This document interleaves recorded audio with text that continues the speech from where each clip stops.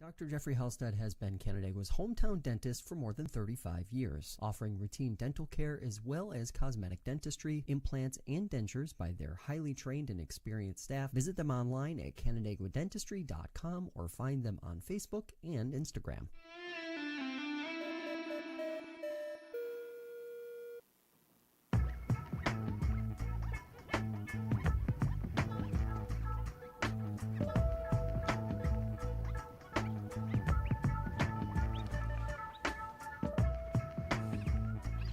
All right, everybody, welcome into Fresh Takes with Russo and Felice.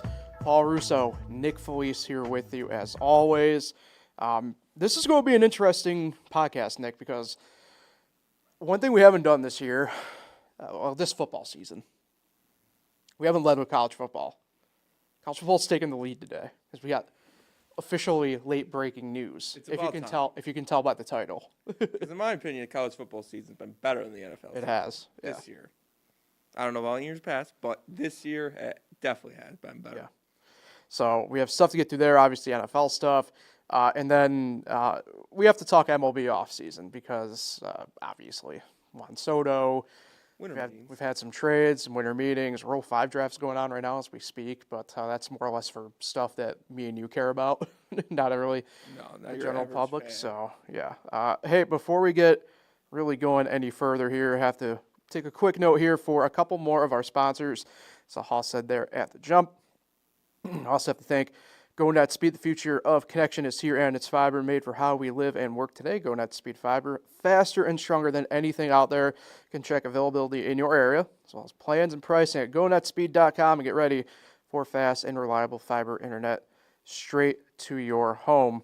And Lil John Barbie Orthodontics, Dr. Lil John, Dr. Barbie, and their outstanding orthodontic team share a common goal. It's really overall wellness of each of their patients through their exceptional orthodontic care. You can check out Dr. Rod and Dr. Liz online at liljohnortho.com.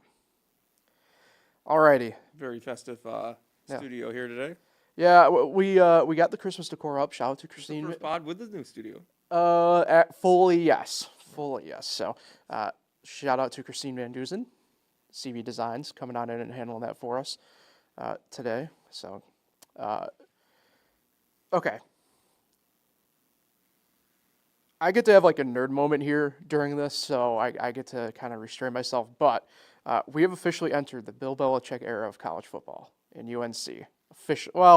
Can't say officially, but it's one of those things where it's happening. Bill Belichick coaching the UNC Tar Heels. This whole deal is really interesting. It instantly makes, I think, UNC one of the main talking points for sure next year, obviously. I think we'll get into more of the on-field stuff here in just a second, obviously. But arguably one of the greatest NFL coaches of all time goes, and this is where I'll have a nerd moment here in a little bit as well, goes back to the college ranks, but for the first time as a head coach. Yeah, good. Get him off the Manning cast. I did not enjoy him on Not there. fair to him. Don't know why he's on every week, but that's another story. Sure, Bill Belichick was a Giant back in the day before I was born. But can't stand the man. Mm-hmm. Not a big fan. But interesting scenario of him going to college football. I did not see that route. I thought for sure it'd be another NFL job given his age and where he is in his career. And it's not even like, I don't mean to hate here, but it's not a big-time college football job, North Carolina. Well, it's middle of the pack, in my opinion. I don't know about that. And they just fired a pretty older head coach in Mac Brown. So That's also true. Don't want to make predictions right away because he's not even the head coach officially yet. But I just feel like this is going to be bad, especially with the state of the ACC and the state of what college football is.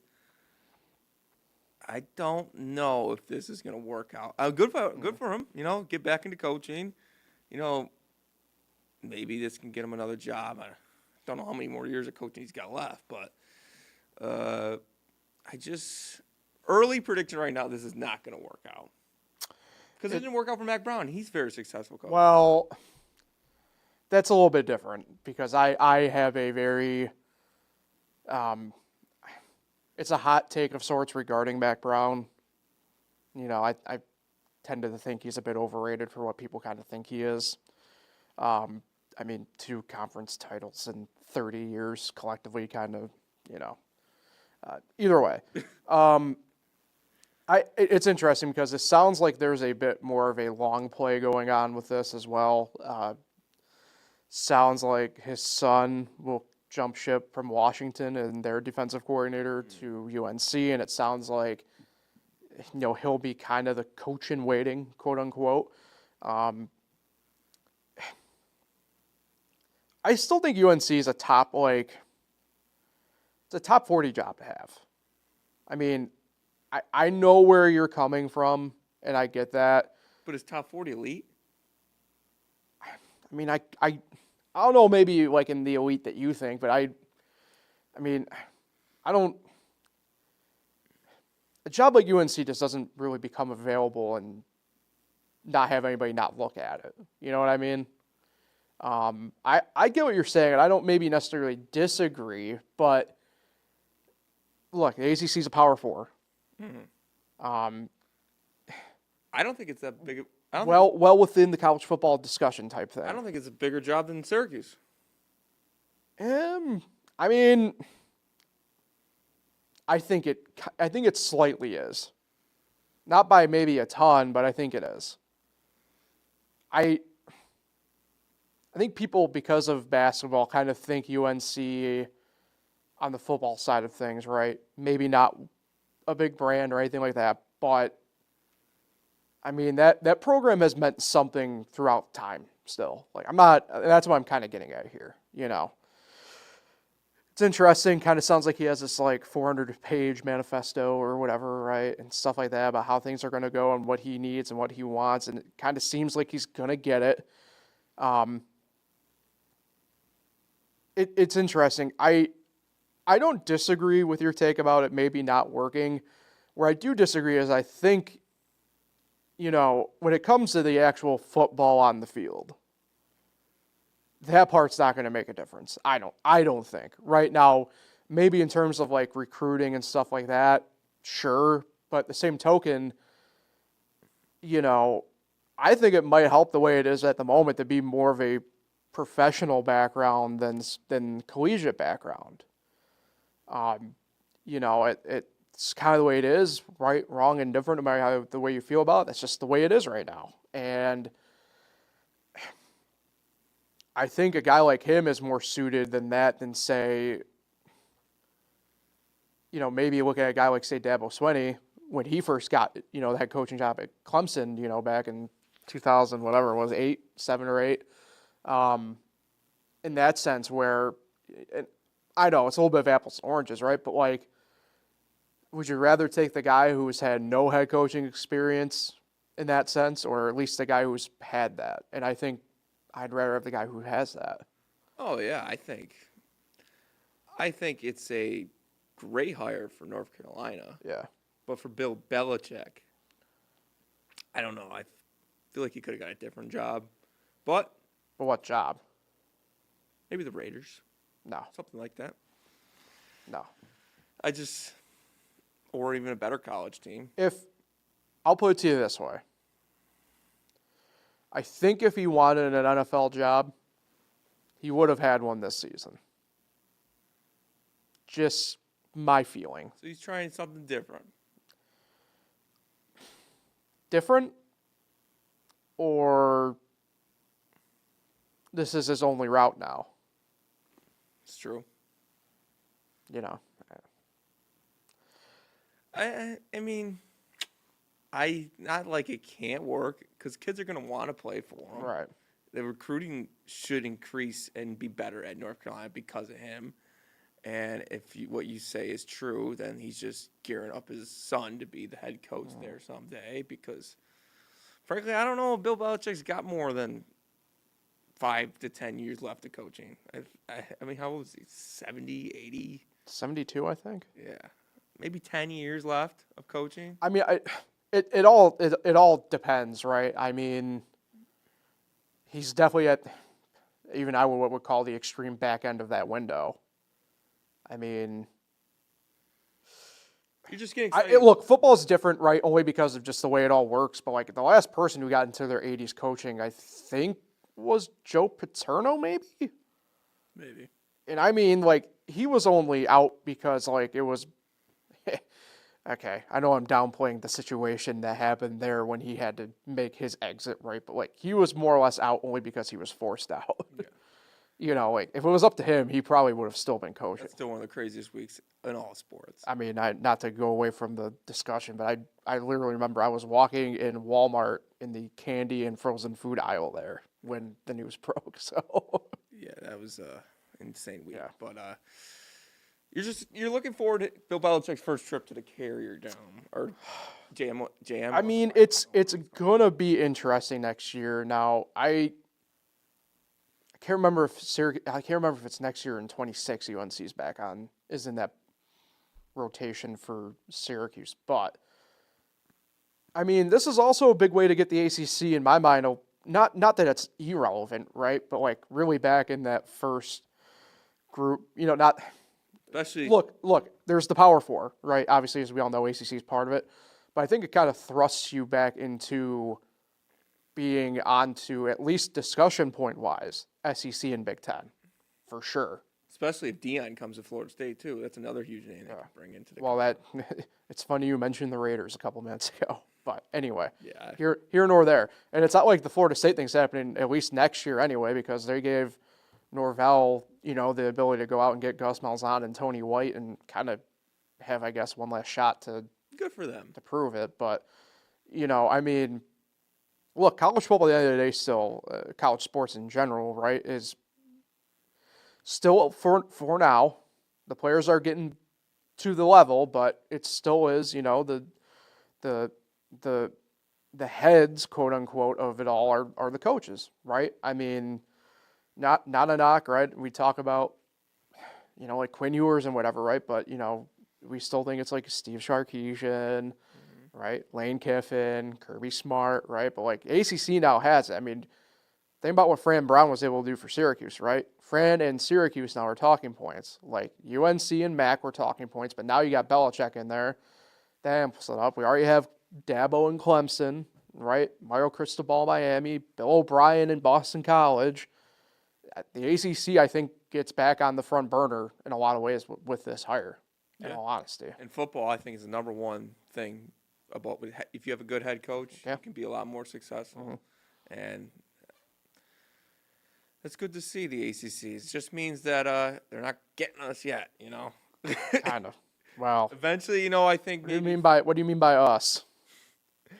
I think 50 years from now, there's only going to be two conferences, and it's going to be the Big Ten and the SEC, but not the ACC just yet. So Sure.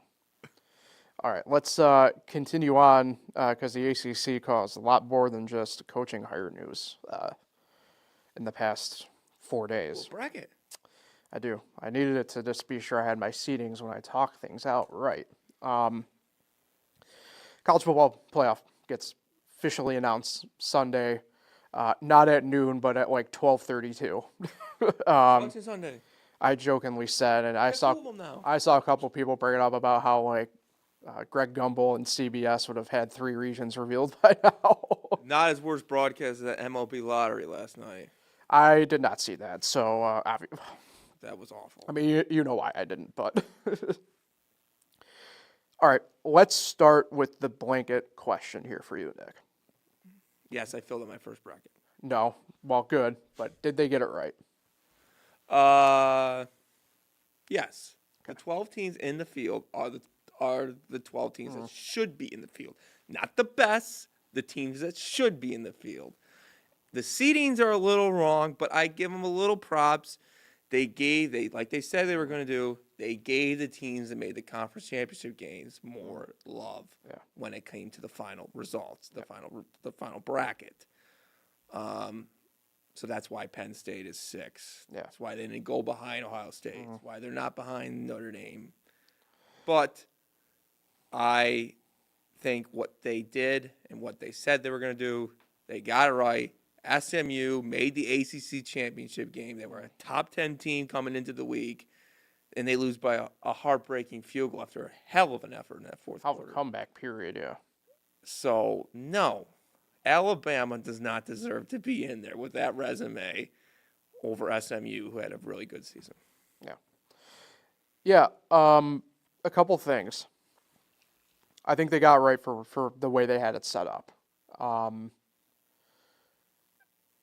Miami winning, Clemson winning threw a bit of a wrench in there. Clemson knocked out Alabama? Texas losing, I think, threw a little bit of a wrench in there too. And what I mean by that is, and I respect the committee. I think they learned a little bit from last year about the meaning of what conference titles mean or playing in that game. And they kind of learned a little bit the hard way, I think. But, this is what I mean by through a wrench. I think Notre Dame probably should have been the 5 seed still. And I get it, but it's whatever. At the very least, I think they should have been above Penn State. And that goes back to something we talked even about last week, where they deliberately had it set up so certain things were going to play out no matter what. Mm-hmm. And I got to be honest, and we'll talk more next week about this because the games are next week. You can say what you want about South teams coming to cold weather and blah, blah, blah, but Penn State, I think, I don't know. It's one of those things where I think SMU can beat them. I did have SMU win. I have Penn State being a pretty big fraud all year. I've said that on here. Talked me out of this. I've said it all year. I just don't think it looks good for them in that sense. I think, the intriguing opening game matchup in a lot of these is probably the battle for Indiana, Notre Dame and Indiana. And which will be cool. Yeah. That's the Friday night game. Yeah. In South Bend. So it's the first ever college football home playoff game. Yep. Will be that night. Yeah. Which can explain for the ticket prices a little bit. Yeah. Being the first. And well, I think it's more Indiana's good. Obviously, Notre Dame's good. It's not a true rivalry in the sense, right? But this is the first time that Indiana has been at least near the level Notre Dame has been probably since the late 70s. It's pretty big. Yeah, it's never really been a rivalry, but yeah, tonight the foot end of the game. And I think that's playing more into the ticket prices than the actual fact it's the first. The whole place is going to be people from Indiana, basically. Oh yeah. And it's going to be a hell of a game, and it's going to be the first Notre Dame home game not on NBC in quite some time. Thank God. No, ABC had a home game at Notre Dame this year, I think, or was it 2 years? Well, they have the contract. Every home game is on NBC. Oh, it's always been like that. But all the road games are usually on ABC, so I never worry about that. But the Indiana coach Signetti there, upset they didn't get a home game for a good Italian boy. I mean, I get it. They've lost once the whole year. That's a great record, 11-1. You think that should be a top 8 seed, but. You got to beat somebody. Look, I get it. I get it because it's the same conundrum I personally have with Miami. And Miami's probably the one team I would have put in above any other team in the playoff. And I personally think that might be taking Tennessee out, but I don't think you can. They probably would have jumped Indiana if Indiana would have lost one more time. Oh, for sure. The reason Miami's not in is because they lost twice. Yeah. And Indiana's got that. I push back on that a little bit. I think it was more timing of the 2 losses than anything else. Oh, it's a lot of it is timing. Yeah. 2 in the last 3 weeks. Yeah. Look at BYU. They lost at the wrong time, too. And they're not even in the conversation anymore. They were in that top 4 the whole year, basically. And Arizona State predicted last to come in the conference, hats off to them. Great season. And the people that are complaining about the buys is ridiculous. They're complaining about, oh, how does Arizona State and Boise State get buys? Well, they won their conferences. That's the whole point of this thing. We're putting so much more on the conference titles, and they are a top 4. There's 9 conference championship games. They're part of the top 4 conference champions. And I'm a Notre Dame fan. We're not in a conference. I'm all right with not getting the top 4 seed. They're trying to force us into one. I mean, the top 4 thing is only better because you get obviously an extra 8 days or 10 days. But like, I mean, in the grand sense of it, like Notre Dame still has a home game, so it's not a big deal. And there's people like, because Oregon kind of got screwed with getting Ohio State and Tennessee as their winner. That's who they got to play as the winner of that game. And they're like, people saying, should Oregon not have won that game? No. You still get a bye. A bye is not playing in the first round. Yeah. You move on to the next round. Yeah. The people who say we shouldn't have won that game is ridiculous. Yeah. You play to get a bye. I will say this before we get to our picks. I think what happened this year, I think, speeds up getting to 16 teams, which is what it probably should have been in the first place. Yeah, it's going to happen. Yeah. The 4 buys will probably go away. And hopefully, they keep the conference champion. I would imagine they keep that still. Yeah. Top 5 conference champions are in the field at least. Mm-hmm. Well, I think if you go to 16, it opens up getting every conference champion, which, whatever. Either way, let's get to our picks. Both of us went 3-2 respectively last week in the categories here. So 36 and 41 for me, 50 and 24 for you, Nick, overall on the year. First game. Now, we are doing 5 games again this week, but there's only obviously the one FBS, Division 1A, and that is the granddaddy of them all. When do the bowl games start? Next week. Isn't it this next week? No, it's not this weekend. I think it's middle of next week. We'll circle back, but either way, the granddaddy of them all, Navy versus Army. Army is a 6.5-point favorite. Look, I know this year especially too, probably going to be a loss, but Navy had a good year, but I always have to go Navy in this game. So go Navy, beat Army. Well, obviously people have been hearing I don't like the troops because Notre Dame has beaten both of them. Ruined their dreams. You are a communist. But it's kind of crazy. So it's a game, but it's also not a game towards the playoffs or conference, obviously. Yeah, and it's a huge, it's probably the biggest rivalry game of all time. It is, and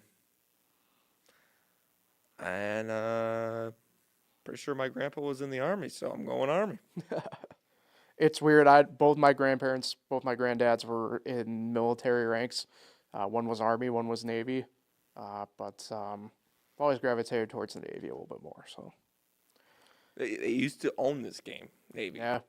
Well, it's been a game typically of runs through time if you look back. But either way, we're in the middle of what one is it? Army's won like 14 of 15 now or something like that.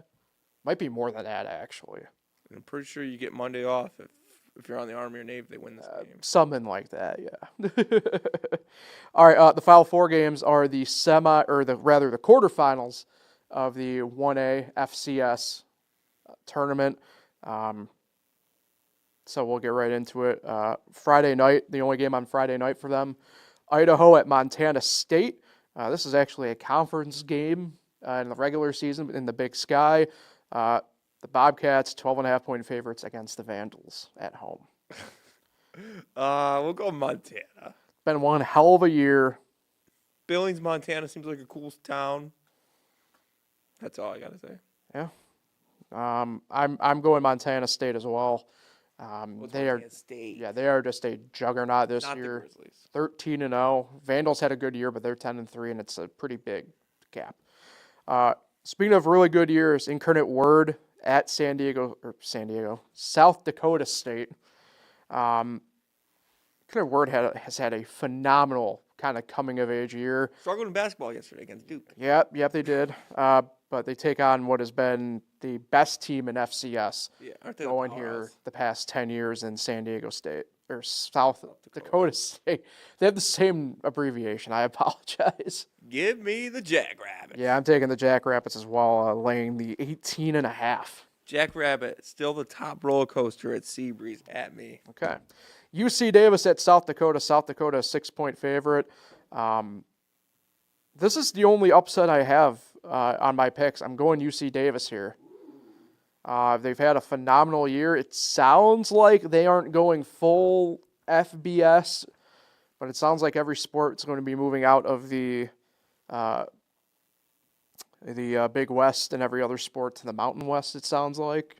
Football staying in the Big Sky, but I'm going with UC Davis. Give me South Dakota. Excuse me, apologies. All right, and then our last game, Mercer at North Dakota State. This is the biggest line of the weekend, -19 for the Bisons. Mercer had a nice upset against Duke that one year in college. They did. They also played Alabama this year. I'll take Mercer. Wait, really? Yes. So I'm taking North. Ride 'em. I'm taking North Dakota State. They're the power. They're another powerhouse. Yeah, I mean, I understand, but I'll take Mercer. Yeah. For the fun of it. Why not, right? All right, let's get to the NFL. It was kind of weird. It was our last week of bye games, or bye weeks, rather. Apologies. It's a home stretch. It's weird. I didn't, again, for like the third week in a row, it was kind of a ho-humish type week in the grand scheme of it. The biggest headlines probably are the Bills losing, right, to the Rams, which you want to talk about an offensive onslaught. You can't, this goes for any team.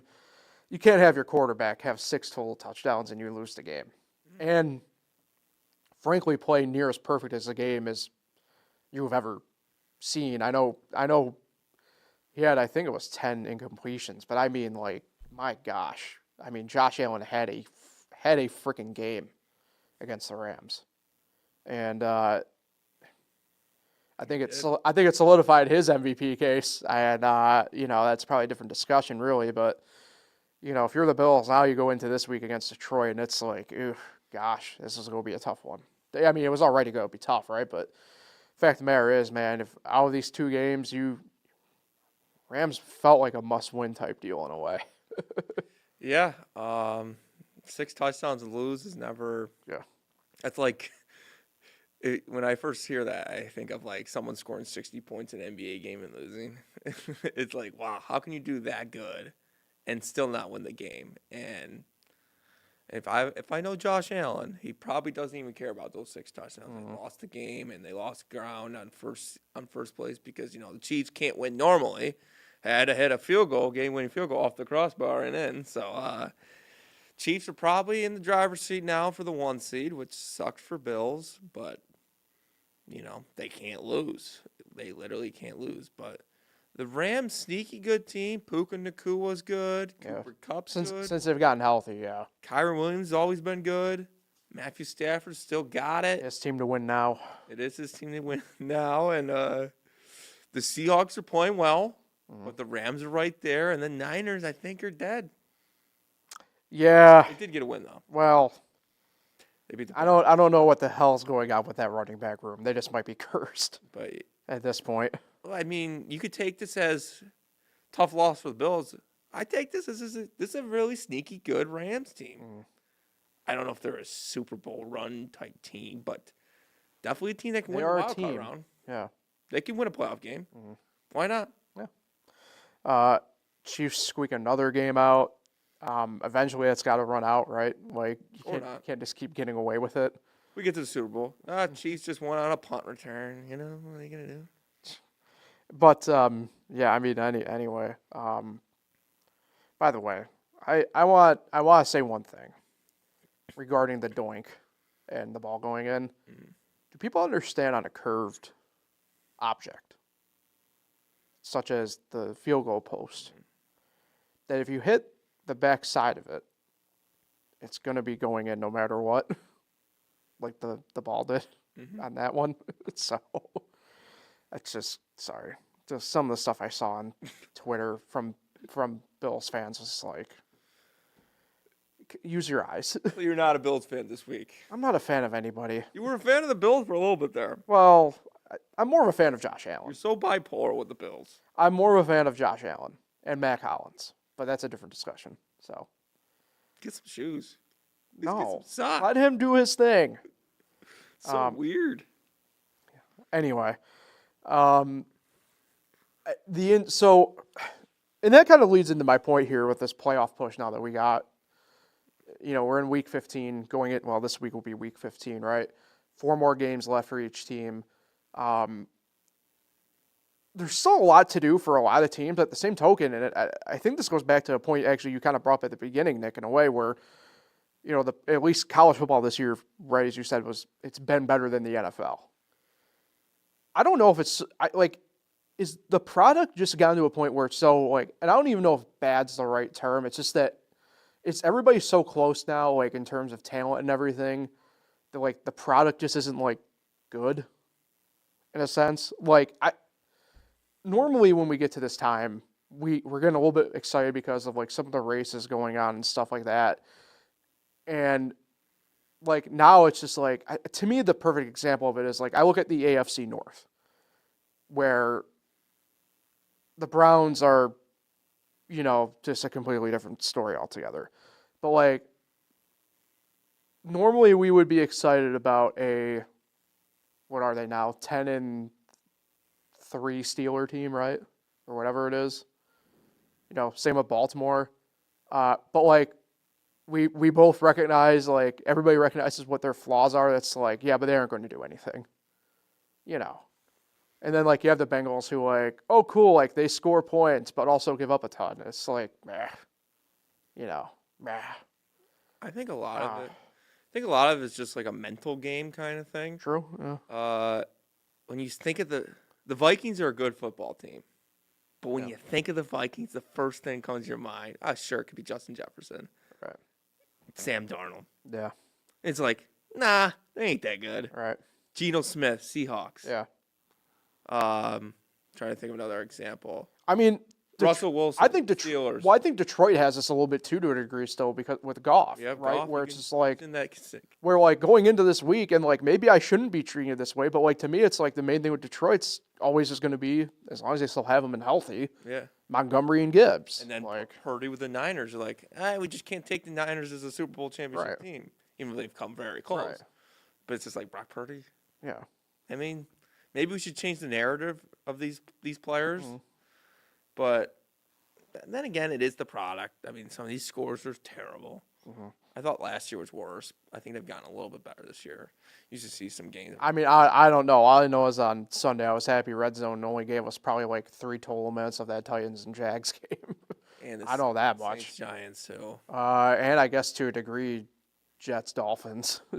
Just 14-11 Saints over the Giants. Who wants to watch that? Yeah. It's just a terrible game. Who put that on just to watch it? Yeah. It's awful. And maybe there are a lot of bad teams. I mean, then you got guys like the good quarterback, Joe Burrow, who's on a terrible Bengals team. And it's not even so much that they're terrible. So it's just one side of the ball is so bad that it's 2 sides of the game. Yeah. There's 2 sides to the game. Really 3 sides, but yeah, it's either the product, it's what we think of these quarterbacks and these players, and it's just domination on some teams. I mean, you got so many teams there. Got good records. Rest of the division sucks. Conference sucks. But I don't know. It's just the product is better in college football right now. Yeah. And we're just getting better games. I mean, we're getting ranked games every week, and these games are going down to the wire. We're getting exciting finishes. It's just been a better season. The playoffs, everyone feels good about every playoff team. We get in NFL playoffs and be like, what are the Broncos doing? I don't know about that, though. Hold on. That's not accurate. What are the Broncos doing here? What's Clemson doing here? It's true.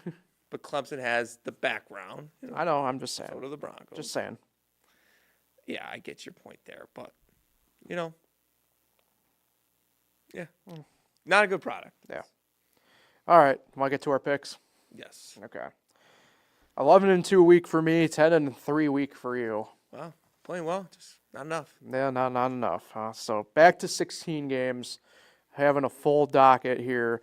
We begin Thursday night football this week. Rams at I almost called them the Giants, the 49ers. It's just been one of those days clearly here. The 49ers are 2.5-point favorites against the Rams. I was just hyping up the Rams, so I'm going to take the Rams. I am as well. It doesn't make any sense to me why they're dogs. I don't know. Let's see what the over-under in that game is. Yeah, I didn't really look, if I'm being honest. But first of the 1 o'clock games on Sunday. Washington at New Orleans. The Saints 7-point home dogs. It's at New Orleans. Mm-hmm. I think they can cover, but I'm going to take Washington. Yeah, I'm doing the Commanders as well. I'm taking Saints plus 7. But you're doing the Saints with the close. Close. All right, Kansas City at Cleveland. Cleveland 4.5-point underdogs. Well, I'm taking Kansas City, but yeah, maybe a Jameis Winston pick at the pick. this screams again just like the Chiefs being like, we're only up by 2 somehow. But it's also fitting that a Cleveland Browns season would have a Chiefs win in it. That would, yeah. Give me the Browns. All right, I Taking like the that. Browns. I like that. Jameis Winston. Nothing wrong with that. I respect that. Cincinnati at Tennessee. Tennessee 5-point home underdogs. Cincinnati. Yeah. Not much else to elaborate on at this point involving the Titans. Baltimore at the Giants. This is the biggest line of the weekend. 14.5. The Ravens are favorites on the road. They don't ever go up to 20, do they? Ever see the 20? I remember there being a couple of years ago like a 16-point line, but the NFL, it's tough. Yeah, it you is. know. I think this could be a 20-point win, so I'm taking the Ravens. Yeah, again, sorry, Nick. I don't know what there is to really talk about with this We game. got a big game. You're going to mention it here soon. You're going to mention Jaguars versus the Raiders, and that's a big week for the Giants. Well, that's not the game next, because the next game is Dallas at Carolina. The Panthers, 2.5-point home favorites. Wow. Yep. I like it. Yep. But do you like it enough to take them? No, I'm taking the Cowboys. I think this is the first time since week 2. I'm taking the Panthers. Why, Paul? I don't want to be that guy. I've been pretty high on the Panthers. What did lately. Dallas do offensively to give you hope Monday night going forward? Done. Exactly. We at least have a little bit of hope going on with the Panthers right now. Yes. And that's a very real thing. Now, my worry is they might get a little bit of a not hangover because they lost it, right? But a little bit of a down in your dumps type situation because to be frank, Sure. they probably should have beat Philadelphia. But here nor there. But yeah, I'm going to go Carolina. Look, I get what the record says and everything and blah blah blah, but like at least there's positivity going on. Can't say that about the Cowboys right now. Nice. The Jets at the Jaguars. Jaguars are 3.5-point home underdogs. Jets at the Jaguars. I'm going Jacksonville here.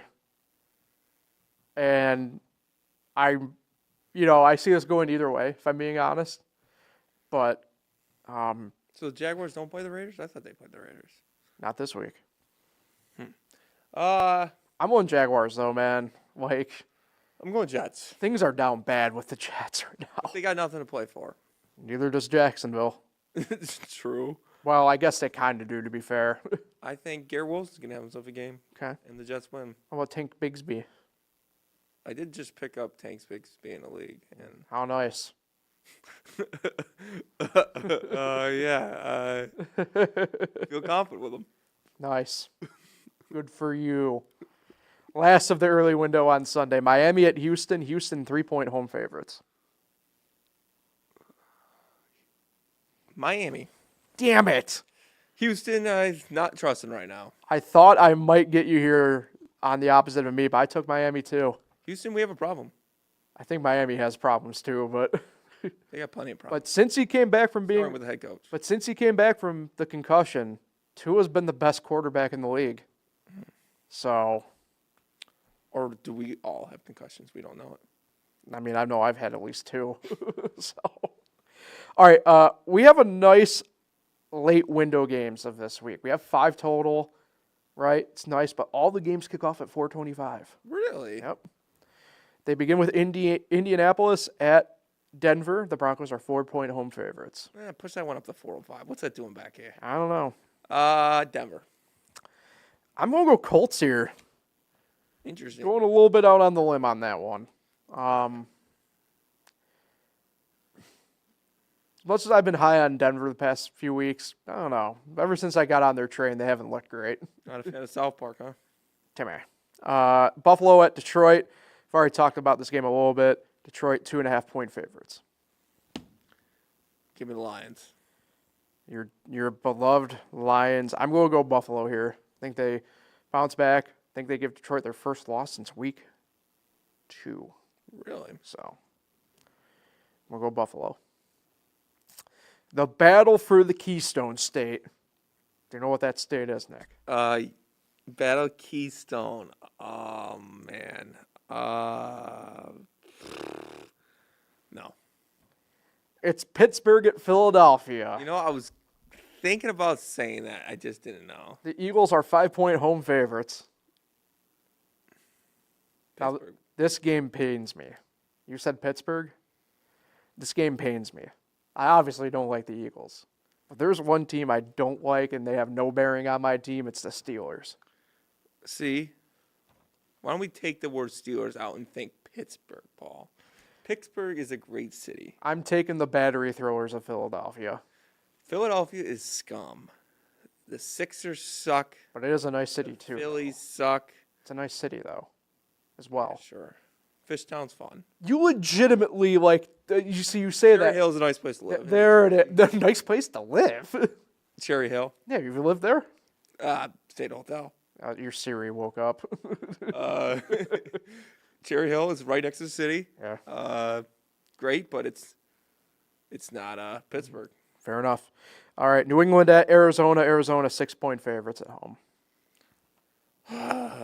Man. Arizona? A wise man. I thought about New England. I'm taking the Cardinals as well.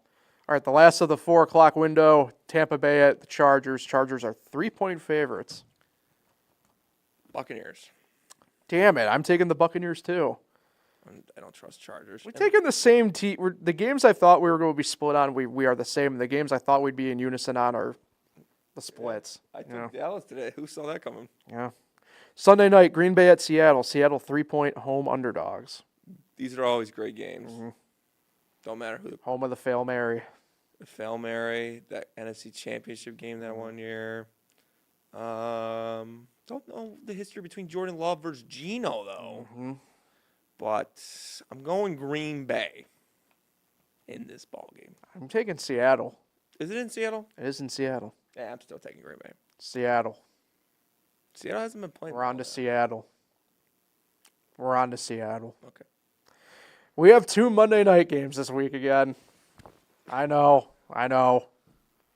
Last one, I hope. I have no idea because I thought the one in week 7 was the last of them. Chicago at Minnesota. The Vikings are 7-point home favorites. Give me Bart Simpson. Is it Simpsons again? No, I wish. Go Ralph Wiggum. Minnesota. Yep, same. And then Atlanta at Vegas. The Raiders are 5-point home underdogs. Give me the Raiders. Oh, wow. Yeah. I'm going Atlanta. You don't come into Vegas on a Monday night and expect to win. Okay. How about that? I'm taking Atlanta, though. So good. Go Dirty Birds. All right, we got a couple minutes here before we got to get out. Mentioned we are in winter meetings, MLB Hot Stove Free Agency underway, and Juan Soto's already signed. So that's a nice change of pace, for the most part the past few years of at least the major guys signed early enough. Signs with the Mets, 15. I'm just going to call it $800 million because the escalators and all that can get to it. Initial reaction. It crazy. I mean, this sounds bad, but it doesn't sound bad. I think it's what everybody's saying, right? Where if you in the terms of people who can rationalize stuff, right? Not surprised. Obviously, nobody is worth that much money, but the Mets did what they had to do, right? And it's pretty apparent now as we get further away from it, Steve Cohen was not going to be denied. The Yankees matched what was asked of them, and the Mets still went more. And I mean, there is a point, right, of where I think as a team you have to say no anyway. And that's the one part about where I think I kind of chuckle at people texting me about, it's like, well, how do you feel about the Yankees not getting the guy? I'm like, you expect them to fully mortgage off something here? Like, eventually, there's going to be a number for each team where it's just like, no, more power to you. And I think that's just kind of what happened here. And I think the Yankees have already proved it to a degree. They go out, they get Max Fried. Sounds like they're in on Christian Walker. Stuff's been happening anyway since we sat down where it sounds like they're in on Alex Bregman too, and maybe Bellinger and stuff like that. Yeah, so it's crazy.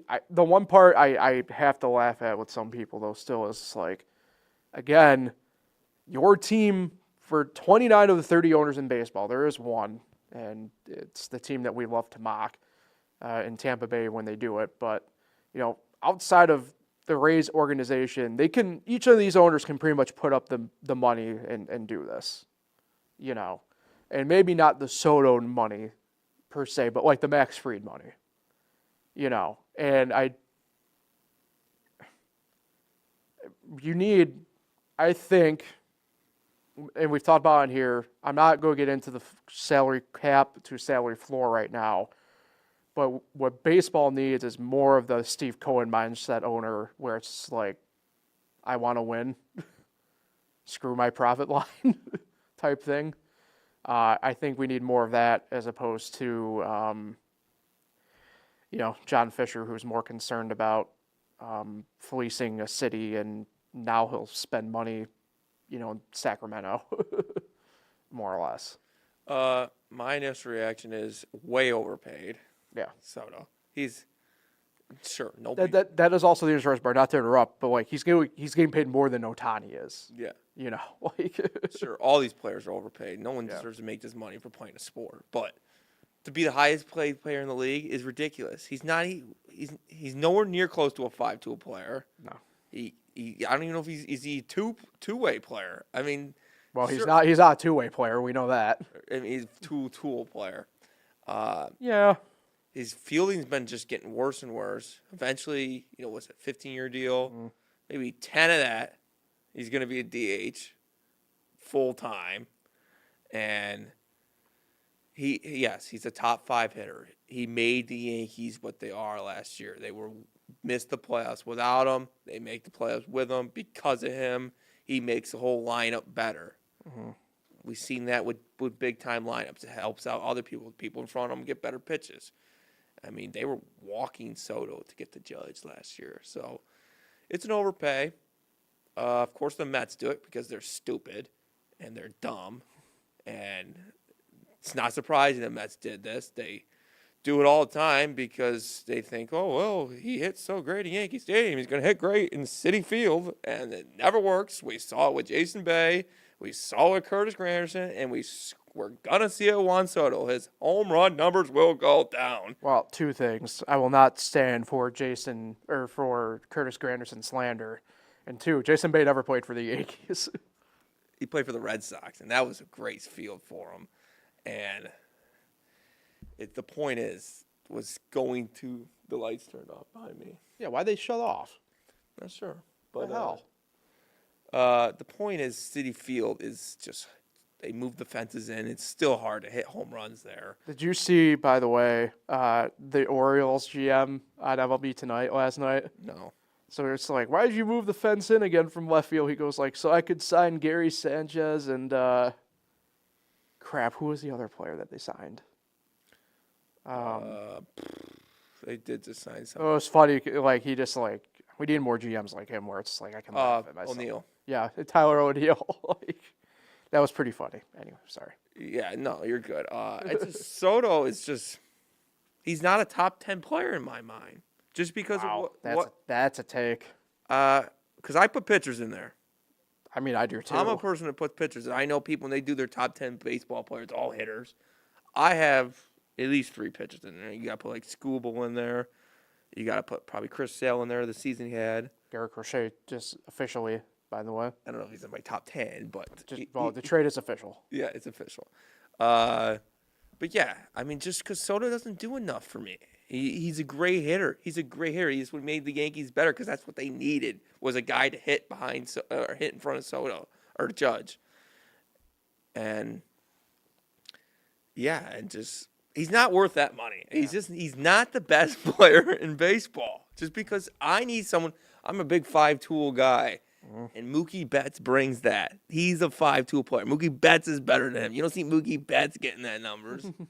I'm just sorry. It's just the Mets. You're not sorry.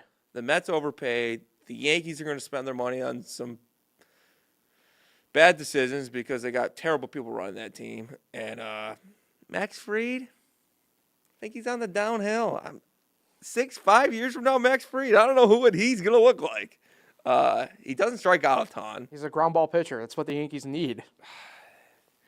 But he needs, he's got to watch the long ball in that park. I'm just saying. Everybody does. I think if they get Christian Walker, that will be a nice piece. If they can get him. Oh, Christian Walker's the one I really personally want. He's definitely the best first baseman. Yeah. Better than Alonso. Oh, for sure. And where's that put Alonso now at this point? I mean, I don't know. He wants is it to come Seattle? back, didn't he? I don't think the Mets are gonna go after him now, though. That's interesting. I mean, he wanted to be a Mets, but I don't know if he wanted to anymore. Lindor kind of took over that face of the team. I mean, I brought up all the time about how it's kind of funny that the guys from the outside were the ones leading that team all of a sudden, and the guys who were born and raised never did much in that sense. And Soto's probably pretty good friends with Lindor. Oh, yeah. And he wanted to play with him. He just wanted to. You see himself. I mean, I don't know if him and Judge were that great of friends. They were great. It sounds like they were, though. I mean, that's the thing. Really? Yeah. Maybe they were, but obviously they worked well together. I mean, the success showed it on the field, and I don't know. He just felt like he can be better off with the Mets, but money speaks. I don't know. Pretty crazy winter meeting so far. That kicked it off. Terrible. Another reason I hate the Max Fried thing. Had to break that news during my lottery. Had to break that news. So that your lottery and the Nationals lottery. Yeah, there's another rig thing. Give the Nationals another top pick. We deserve more. But anyway, Pirates don't just see. No, you had to give the Cardinals a better pick than us. Because they know they're going to trade Arenado and lose Goldschmidt. Anyway. Your team, hold on now. Me off. See, this is where I'm pissed. No. You had the folded and cold envelope in the NBA. You pissed me off. Me? No. Jeff Passan, who I hate. Why do you hate Passan? I hate that man. We're off the rails. You're breaking the Max Fried news during my lottery. What do you want him to do? Wait a minute. Jeez. All right. Anyway, that does that. I'm cutting you off now. So that way we can get to who you're shouting out because we're at the end of the podcast. Definitely not Jeff Passan. No. I've shouted out Susan Clark Porter, who is a reporter, part-time reporter now. She's somewhat retired. She lives in Seneca Falls, and she worked at the Finger Lakes Times, and she had her annual cookie contest on Monday. Okay. 26 different cookies, and I was a judge this year. Oh. And I'm still full for Monday. Okay. But, yeah, thank you for having me on. And I guess I shouldn't say it because the story will come out later this week, but we did pick a winner. Can I ask a question that I don't know if you're able to technically answer? Cookies and breads. Okay. I don't know if you're able to answer, but are you able to have, because in these contests, say, and I'm not saying, obviously, this is a little bit different. It's not like you're eating as many cookies as you can in 10 minutes. But, at the hot dogging contest, you have, the lemonade and everything. Were you able to have like milk with it? You know, what was the? Maybe I said it wrong. It's not a cookie eating contest. No, I know that I It know was a cookie contest. I'm just saying that we're able to have like milk with it that like enhance Yes. or determine. I did not have any milk, but milk wasn't an option. Okay, because I'm just wondering, like, does that help? You make a determination. I guess I could say this. The rounds was or whatever. I had 5 cookies to Got eat, you. Okay. and whoever was my top 2, and then there was 4 other judges. Oh, so it's like knockout style. Yes. Ooh. So I had to pick 2 to move on to the finals, and then you ate all the people they chose as well. And you had to pick, and then by a point system, like first place was 5 points, second place 3, 1, and whoever had the most points won. Gotcha. What's funny is, not to spoil it, I'm not going to say which cookie. Well, you can won. spoil it. No, I'm not going to say what cookie won, but the cookie I had move on to the finals, I didn't put in my top 3 by the end of it, and it ended up winning. Wow. Yeah. Are these like homemade cookies or like? Yeah. Okay. People in the local area, 26 of them. Gotcha. Okay. Pretty full. But yeah, shout out Susan. It's that's my kind of journalism right there. I tell you what. So. That's cool. Shout out. I'm a chocolate chip cookie. So guys. Shout out Sue. Shout out. All right. We will be back at it again. Quick note: next Wednesday, normal time. After that, who the hell knows because of the holidays. That's right. So until then, we're signing off. Enjoy the weekend, everybody. We'll talk with everybody again next week.